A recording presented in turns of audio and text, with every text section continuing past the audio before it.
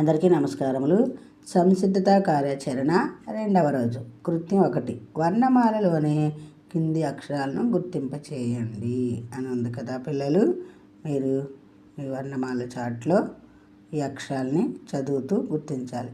ల, ర, జ, క, ఉ, త, న, మ, వ, స, స, ధ, ఫ, ఈ, ఏ, య. కృత్యం 2. క్రింది పదాలను పిల్లలతో చదివించండి అని ఉంది కదా పిల్లలు. మీరు చదవాలి, ఈ విధంగా చదవాలి. 2 అక్షరాల పదాలు.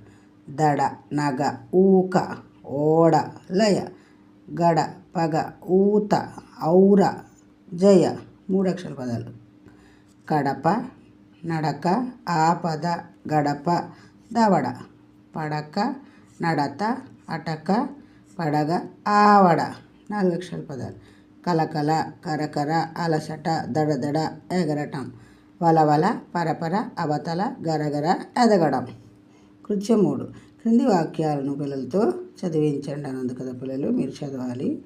చకచక నడవడం అవసరం, గబగబ చదవడం అవసరం. ఈ పలక వనజ పలక, ఆ పలక అమల పలక.